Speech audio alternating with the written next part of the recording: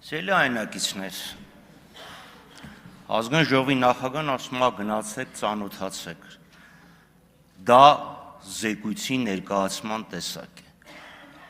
Ներկայացման ժամանակ նաև հարց ու պատասխան կա։ Աշոտին հարցնեմ, պարոն Սիմոնյան, առաջի բաժնի պետին, իրան հարցնեմ այդ հարցերը։ Հենց այդ հարց ու պատասխանի ընթացքում նաև պարզ կդառնա, թե ինչի ընդդիմությունը հենց ի վերուստ բոյկոտեց այդ հանձնաժողովի աշխատանքներին մասնակցելը, որովհետև գիտեինք ինչ էր լինելու, ում եք մրոտելու, ում եք լողացնելու, սպիտակացնելու եւ ներկայացնելու հունիսի 7-ին։ Դա է իրականությունը։ Իդեպ Աշոտին ազգանունը չեմ մանում, բայց բոլոր հարցերին շատ պարկեշտ, շատ պատշաճ, շատ ճիշտ եւ սպառիչ պատասխաններ ներկայացնում։ Ի տարբերություն շատերի, ովքեր այստեղից ներկայացնում են օրենսդրական նախաձեռնություններ եւ մեր հարցերին են պատասխանում։ Հիմա Դոնթի բանաձևի հետ կապված, այո, շատ ճիշտ նկատեցիք, Դոնթի բանաձևով ընդդիմությանը պաշտոններ են հասանելի։ Հիմա հիշեցնեմ այդ ընտրությունները ինչպես տեղի ունեցան։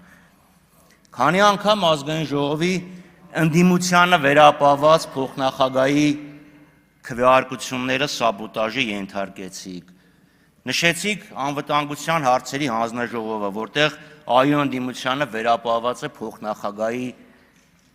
հաստիկ պաշտոնը։ Քանի անգամ դեմ քվեարկեցիք։ 14, շնորհակալություն։ Այսինքն ի՞նչ է տեղի ունենում։ Օրենքով այո նախատեսված է, բայց դուք ասում եք օրենքով ձեզ է նախատեսված, բայց մեր քիմքին հաջող մարդու պետք է նշանակեք։ Բարև ձեզ, ձեր մեծամասնության։ Դուք առաջարկեք, բայց մենք կորոշենք։ Հետո ինչ եղավ ազգային ժողովի փոխնախագահին քվեարկեցիք, հեռացեցիք պաշտոնից հանձնաժողովի նախագահներից մեկին, բայց դրանից հետո էս գրոտեսկին պիտի մասնակցենք, իհարկե ոչ։ Արծվիկ Մինասյան, որը խոսի նաև